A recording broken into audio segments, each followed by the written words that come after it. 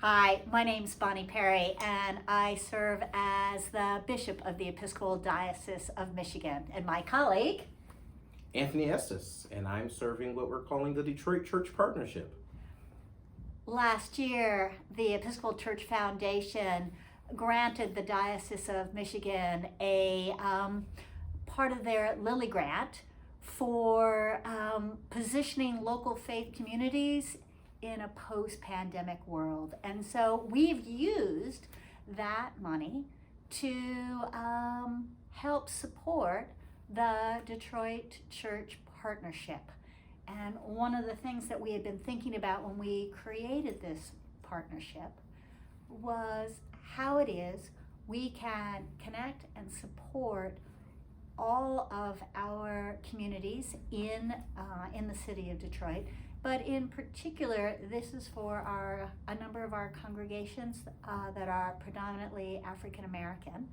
And I am delighted that the Reverend Estes answered God's call and my invitation to serve as the rector of two churches and also to be on staff here at our cathedral, because that's the partnership. Anthony, do you want to say a little bit about that? Yes, it is a wonderful opportunity for some of these storied congregations in our city that have not been able to have clergy leadership to have some and to have access to sacraments. And it's just been a wonderful time so far getting to know these people and getting to know their stories and trying to discern together what God is calling us to do now.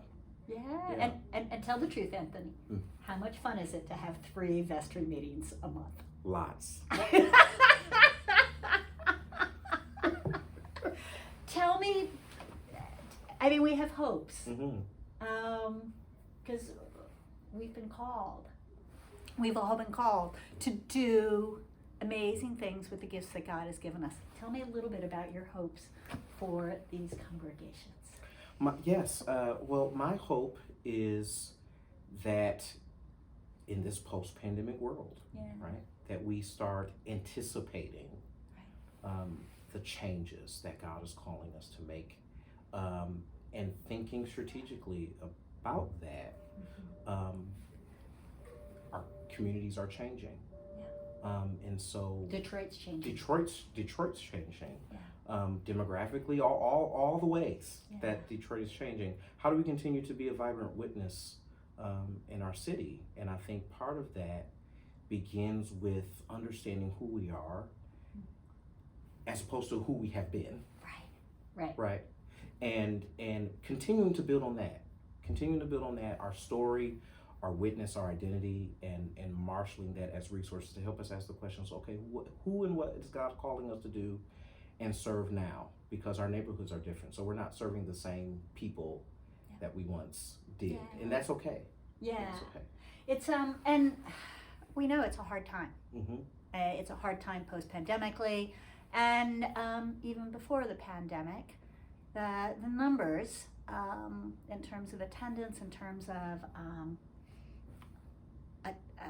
infatuation with local congregations, those have been on the downslide. We've seen that across the church, and how we address that. And one of the things that I'm really looking at is trying to figure out how we work against what I call the paralyzing anesthesia of nostalgia, right? That we used to be, or when we did, and for my money, the notion, if we are always looking back, if it's like driving a car, looking only at your rear view mirror, you will have a super good idea of where you've been, and you are guaranteed to crash in the future. And what I want instead is for us to learn from our history rather than long for our past. I want us to tap into that longing for holiness and sacredness that is throughout our communities. If you were going to look at our congregations, and we were to not be, you've talked about being reactive. Instead of being reactive, what do you see? Us being proactive. Yeah, so, but what does that look like? What is that really? Well, I think using tools like the College for Congregational Development, which is some of the things that we've used some of the Lilly money for, to expose ourselves to that material, to start proactively thinking, okay, what are the strategic things that we're going to need to still be vibrant in the next 10 years, to be effective for the next 10 years, and actually having those conversations and not being scared with lay and ordained. Yes, absolutely, right? Absolutely. Because it's got to be the whole party. Everybody has to buy in. Everybody must buy in, from vestry leaders to usher heads to altar. Everybody needs to be on the same page, and I think that's actually a gift that these partnership congregations have. These strong and mighty congregations, we can get everybody in these working groups and on board, which are some of the things that we're trying to do. And being okay, giving ourselves the permission to make the adjustments necessary that we need to make. Right. So there might be, heaven help us, there might be some sacred cows that might need to be tipped. Yeah. Right. And so, like, what I want to know, and what I'm hoping we do in the partnership, is I want us to look at our worship practices, right? And what is common prayer? Yeah. Right? And what is compelling prayer? Yeah. What is prayer that is informed both by our traditions, to know those intimately, which I know you do, to know our traditions intimately, but to also be aware and ready to hear of what's going on in the community and how that's going to touch people's hearts. Absolutely. I couldn't agree more. We have folks coming and visiting, right? New people, new faces, but they're not staying. And I think a post-pandemic Episcopal church is actually going to be less dyed-in-the-wool Episcopalians. Yep. And that means a lesser affinity and engagement for the Book of Common Prayer, or that tradition as we understand it. It will still be there. It will still shape our lives, absolutely.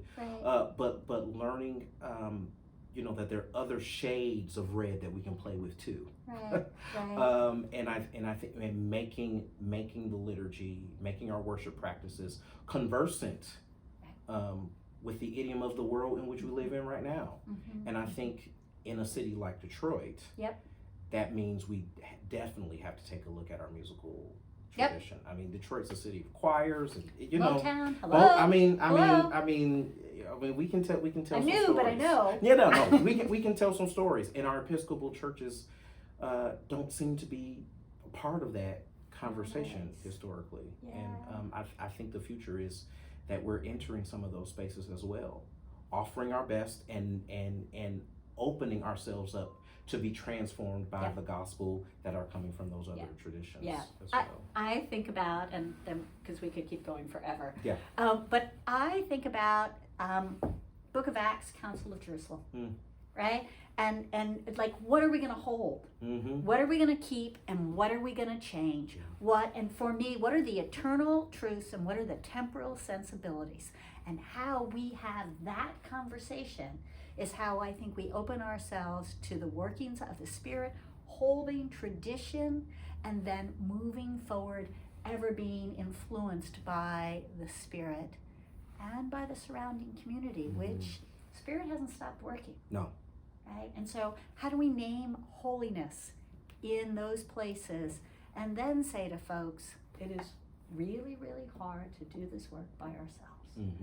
And so how do we do it together? And I don't know, I kind of feel like that's the piece of the Detroit Church Partnership. That's the assignment. It really is the assignment, and getting engaged in these communities in ways which these congregations can take a share in, be revived in, you know, and not so much looking at, well, you know, age of persons. Like there's plenty of work to do, and I have these conversations all the time that you have been empowered by the Holy Spirit to do what you can do, and if we can just organize that and coordinate that and get that all going as a congregation, I think we have so much more to offer our city. And I don't think we have to be afraid of trying and fail. Yeah. Right? Like to give each other grace. Yes. Right? Well, that didn't work. And so now what? Yes.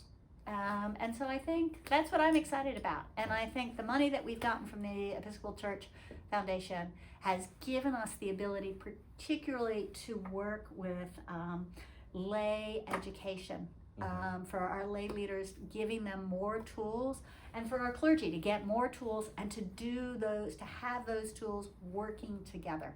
And that's what we've gotten with the Lilly Grant, and we're really excited, delighted, and grateful.